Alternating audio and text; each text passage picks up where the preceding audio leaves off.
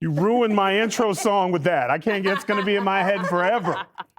All right. Sorry, Slick Rick.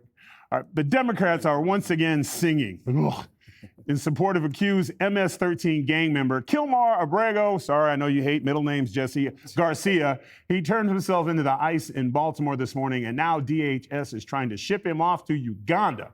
But his lawyers rushed to court to block it. Garcia is facing some heavy-duty human smuggling charges down in Tennessee, but President Trump is giving a reality check to the Democrats who are rallying around the so-called Maryland dad. They think he's going to be good for votes, and I think he's very bad for votes. These people are deranged. He's not good for votes. He beat the hell out of his wife. His wife is afraid to even talk about him. She's been mauled by this animal. The guy needs to be in prison. He doesn't need to be on the streets like all these liberals want him to be. Harold, as you are a true Democrat in every sense of the word, and the president made an interesting comment where he says he thinks they're good for votes. What if that's the case? What group or population of the base of voters do they think Democrats think this is reaching? I don't know, and it's insulting, right? I think your underlying statement is right. This is not. First of all, I don't know what we are protecting here. If indeed the White House and the Justice Department has information to show that this young man is an MS-13 gang member and is a threat to his community and our country, they should come forward with it, and we should convict this guy and get him out of our country. But even if they're not doing that, this should not be the sword that we fall on. We swing Democrats at every pitch the president throws. They are wildly outside of the strike zone, and like we're the swinging. Yankees this week. They're doing a good job of it. Yeah. Swinging at just everything. This is not where and how we should be talking about immigration policy, how we should be talking about allowing the best and the smartest to come to our country.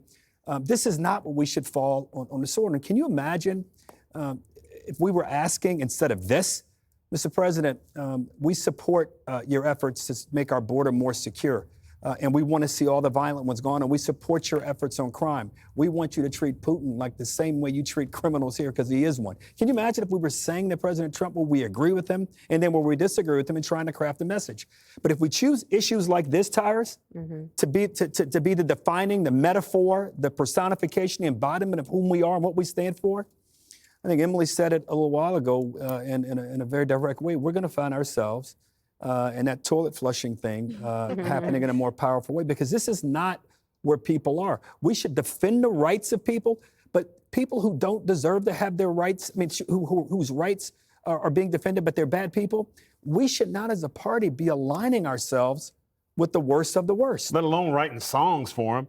Jesse, that's even worse. I did a little research. Your 1% blackness is actually ancestry goes back to Uganda. I heard it's beautiful there in the summer.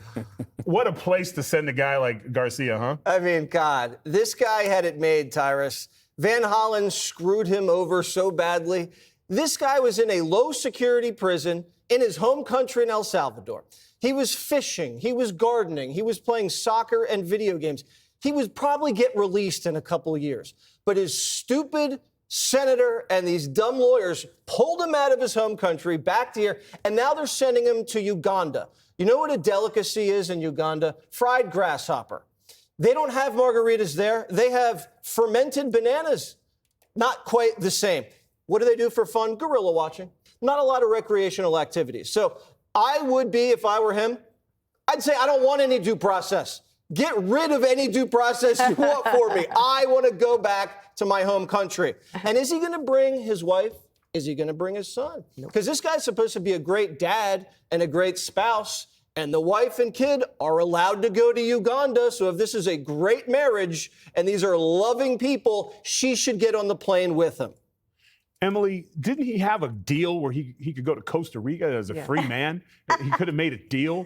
I mean, as a lawyer, at some point, you got to want to fire the lawyer at this point, right? We went from Venezuela to beautiful Costa Rica to Uganda, which springtime is wonderful there, but the summers are rough. 77 degrees I today. spent almost 2 weeks in Uganda doing a mission trip, and it is beautiful and the people are amazing. But I think, if I had my choice of El Salvador or here, then yeah, I would choose that. You're right that this guy has somehow become like the Forrest Gump, the poster child of the Democrat Party, where he was wrested back from enjoying life in El Salvador. And now he's like, all of a sudden, look at that. He's become now part of this daisy chain of yoga, meditation, and horrific off singing from Upper East Siders that have put somehow all of their eggs in the basket. That, to your point, that's who they're aligning themselves with. And yet the switch, when it's flipped, if someone is incarcerated for domestic violence, all of a sudden everyone turns their back. So why aren't they turning their back on him now? MS-13, the violence, the things that this guy has been alleged with and corroborated having done. When you talk about human smuggling, that to me is the greatest threat here.